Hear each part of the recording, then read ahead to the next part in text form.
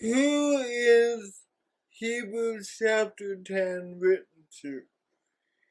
Is it a group of Christians who have been sanctified by the blood of Jesus? Or is it a general group?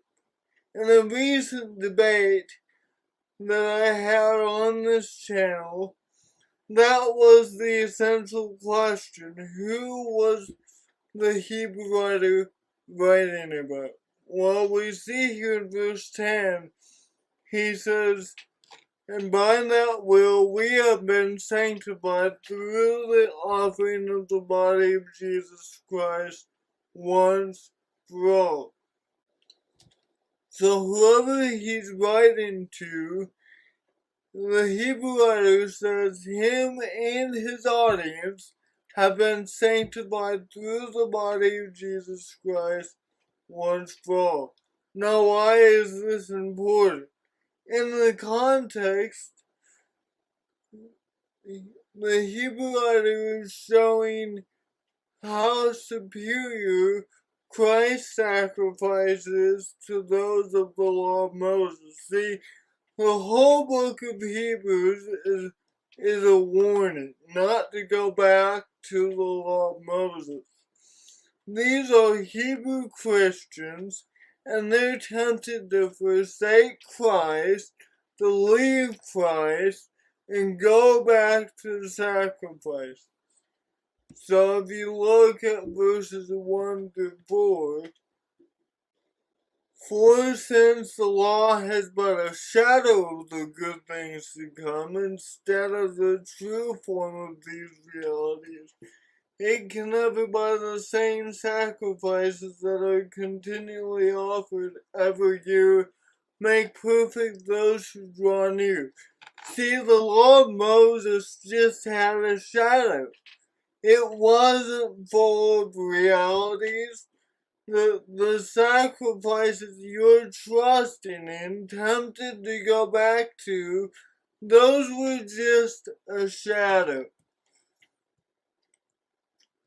And he says, otherwise, wouldn't they have worked? If they were the ultimate means of justification, nobody would have to offer them over and over and over. They would have no more consciousness of sin. But in these sacrifices, there is a reminder of sin to you by you. Why? Because it is impossible for the blood of bulls and goats to take away sins. The blood of bulls and goats wasn't enough. God needed a body, and that's what he gets to in verses 5 through 7. Consequently, when Christ came into the world, he said, "Sacrifices and offerings you have not desired, but a body you have prepared for me." See, God needed a body. And so he's making a contrast between the Old Testament sacrifices and Jesus' sacrifices. And if we go back to verse 10, he says, and by that will we have been sanctified through the offering of the body of Jesus Christ once for all. See, the writer and his audience have been sanctified through the offering of the body of Jesus Christ once for all. They even have more blessings as you go down through the chapter. Verse 19, he says, "Therefore, brothers, since we have confidence to enter the holy places by the blood of Jesus." These people that the Hebrew writer writes to have confidence to enter into the holiness by the blood of Jesus, and they have the way open. It's by a new and living way which he opened for us through his flesh.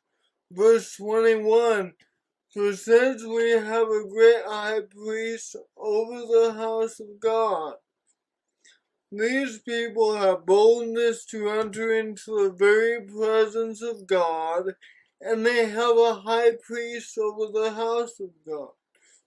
Verse 22, the Hebrew writer invites his audience to draw near to God with a true heart, in full assurance of faith, having our hearts sprinkled clean from an evil conscience, and our bodies washed with pure water.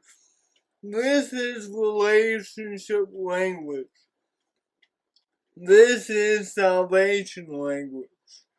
These people have had God's work at baptism, where He sprinkled their hearts clean from an evil conscience, and their bodies were washed with pure water. He says, let us hold fast the confession of our hope without wavering, for He who has promised is faithful. These people have a confession of hope. That hope is consistent with the hope we find in chapter 6 and verse 18. That the hope that these people have is an anchor, steadfast, firm, that enters into the very presence of God. This is relationship language. So who is the audience of Hebrews? Is it just unbelieving Jews trusting in sacrifices? No, these are Christians who have experienced the benefits of Christ.